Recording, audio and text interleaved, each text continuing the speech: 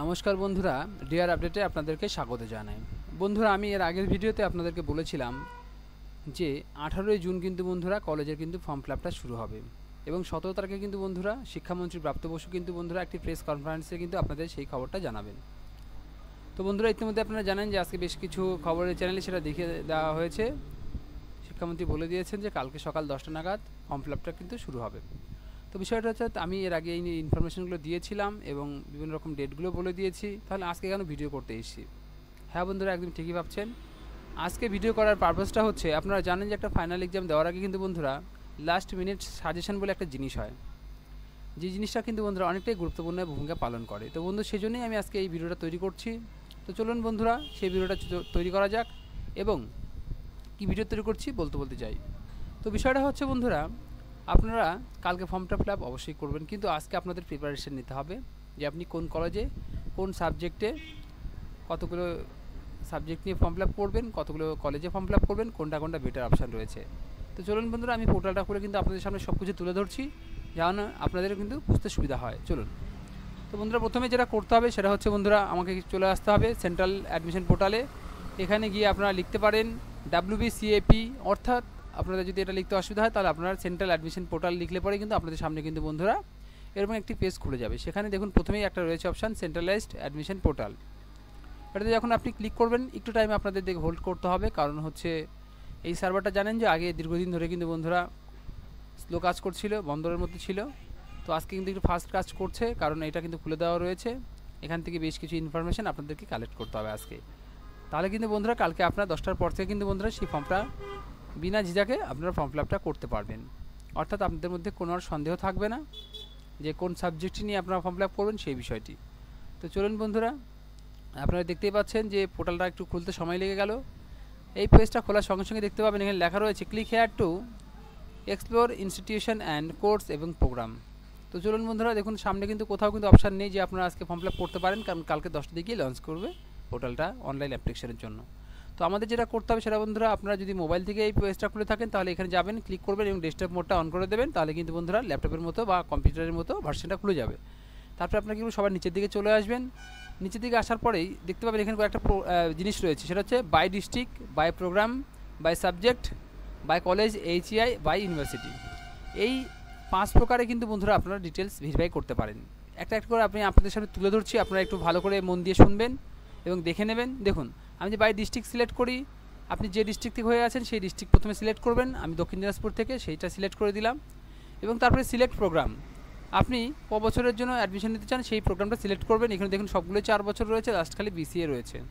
ধরুন আমি একটা ইন্ডিভিজুয়াল সিলেক্ট করলাম। তারপরে এখানে বলা রয়েছে যে আপনি দক্ষিণ দিনাজপুরে কোন কলেজের ফর্ম ফিল আপটা করবেন। ধরুন আমি দক্ষিণ দিনাজপুরের মধ্যে আমি গঙ্গারামপুর কলেজের কথা বলছি। তো এখানে যখন আমি সার্চ করবো কিন্তু বন্ধুরা দেখবেন আপনার সামনে কিন্তু বন্ধুরা একটি লোডিং হবে। লোডিং হওয়ার পরে কিন্তু বন্ধুরা দেখবেন একটা পেজ খুলে যাবে, যেখানে কিন্তু বন্ধুরা সব সাবজেক্টগুলো আপনাদের সামনে শো হয়ে যাবে। অর্থাৎ আপনি বুঝতে পারছেন যে যখনই আমি গঙ্গারামপুর কলেজটা খুললাম তখন কিন্তু এই গঙ্গারামপুর কলেজে কতগুলো সাবজেক্ট রয়েছে, কতগুলো করে সিট রয়েছে সেই পেজটা কিন্তু এখানে খুলে যাবে। তো বন্ধুরা আমি 1-2টো করে দেখিয়ে দেবো, কারণ বিশাল বড় ভিডিও হয়ে যাবে নাহলে, ঠিক আছে? তো বন্ধুরা একটা দেখুন, সেটা হচ্ছে আপনারা সোশ্যোলজিতে এই কলেজে অ্যাপ্লাই করতে পারেন এবং সোশ্যোলজির টোটাল যে সিট ক্যাপাসিটি রয়েছে এখানে দেখা রয়েছে 160টি সিট রয়েছে এবং টোটাল অ্যাপ্লিকেশন কাউন্ট 0 রয়েছে। অর্থাৎ এখানে কিন্তু বন্ধুরা যত ফর্ম ফিল আপ চলবে ডেট পর্যন্ত কতগুলো ফর্ম ফিল আপ হয়েছে সেটা এখানে কাউন্ট হয় এবং এখানে 160টা সিট শো করছে।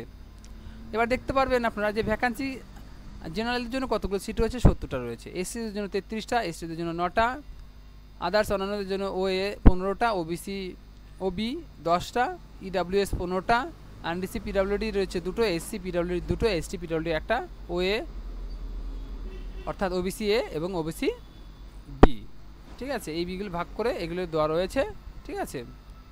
এগুলো দেখে কিন্তু আপনারা বুঝতে পারবেন যে আপনারা কতগুলো সিট রয়েছে, কোন কলেজে আপনাদের করলে আপনাদের সুবিধা হবে। এরকমভাবেই কিন্তু ফিলোসফি, হিস্ট্রি, এই কলেজে যতগুলো সাবজেক্ট রয়েছে, সংস্কৃত, বেঙ্গলি, এডুকেশান, এইভাবে কিন্তু দেখুন আপনারা যখন নিচে নিচে নামবেন একটা একটা করে কিন্তু সাবজেক্ট শো হবে এবং হচ্ছে কতগুলো করে সিট রয়েছে সেই বিষয়গুলো কিন্তু বন্ধুরা আপনাদের সামনে দেখতে পাবেন, ঠিক আছে?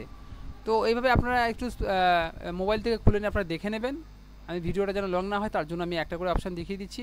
তারপরে যেটা দেখবেন সেটা হচ্ছে বাই প্রোগ্রাম, অর্থাৎ আপনি যদি প্রোগ্রাম দিয়ে সার্চ করেন তাহলে কিন্তু বন্ধুরা এখানে দেখতে পাচ্ছেন যে 3 বছরের আছে বিএ, 3 বছরের আছে বিকম, 3 বছরের আছে বিএসসি, 3 বছরের আছে BA BSc geography economics philosophy, এরকমভাবে আছে। এরকম করে বন্ধুরা অনেকগুলো সাবজেক্ট রয়েছে, এখান থেকে আপনারা দেখতে পারেন। ধরুন আমি ইন্ডিভিজুয়ালি একটা দেখাচ্ছি বিএ 3 বছরের, কোন ডিস্ট্রিক্ট থেকে আপনারা করতে চান সেই ডিস্ট্রিক্টটা এখান থেকে সিলেক্ট করবেন। ধরুন আমি উত্তর দিনাজপুরে সিলেক্ট করলাম।